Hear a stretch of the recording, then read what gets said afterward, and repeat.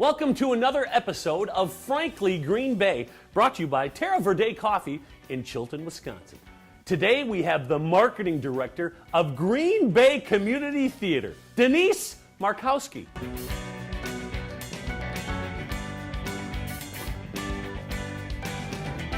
I'm here with Denise Markowski, the marketing director of Green Bay Community Theater. Wow, that's pretty cool saying marketing director, isn't it? It is very cool. Because Thank you've you. had many hats, haven't you? I have, indeed. What kind of hats? I started as theater manager almost 5 years ago, and then I was promoted to general manager. And in spring, I made a decision to just handle marketing, and Laura Wersinski promoted to theater manager. So I do marketing, graphic design, fundraising, community outreach. Well, let's talk about the history of Green Bay Community Theater. When did this start? How did it get going? Okay, well, it started in 1936, and it was just a group of people during the Depression who were trying to, they had more time than money, so they were trying to entertain themselves. And the St. Norbert Norbertines allowed them to perform in their building, the Columbus Club Stage. Yes. And so they named themselves the Columbus Community Players. Okay. So they did that for a few years. When the director moved to California, they were kind of out on their own, and they renamed themselves Green Bay Community Theater. Okay. Let's talk, Denise, about the history of the building. It was built in 1854. It was a 20 by 40 foot wooden church, and it was over on Delsman Street. And the congregation was very small. They didn't even have a minister.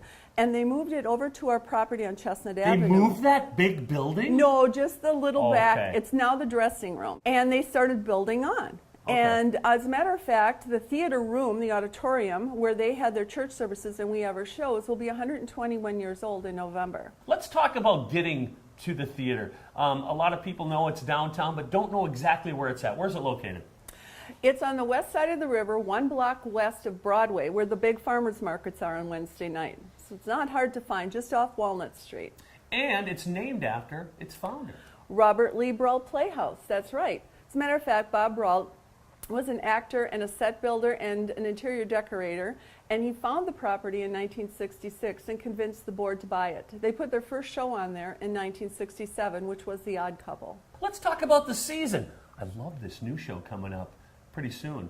Tell me about Till Beth Do Us Part. Funny. It is. It's a Jones Hope Wooten comedy. It's a farce. And it's about a couple whose marriage is kind of fizzling out.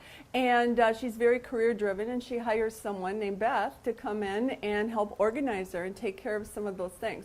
And because it's a farce, a lot of things get going. Beth creates a lot of problems. Gibby worries about the marriage to his wife, Suzanne. That's the lead couple. And also, this is all community players, called community actors. Yes. And there's open auditions, right? Yes, it's all volunteer actors. There are auditions for every show, and we have those published on our website as well. So, if you get a chance, get down to Green Bay Community Theater.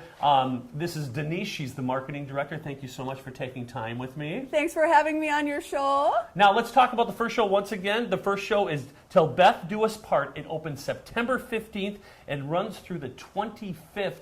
And they can get tickets at gbcommunitytheater.com.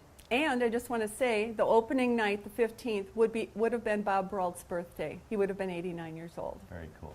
Thank you, Denise. Thanks for having me. Join us next week as we bring another creative person from northeastern Wisconsin.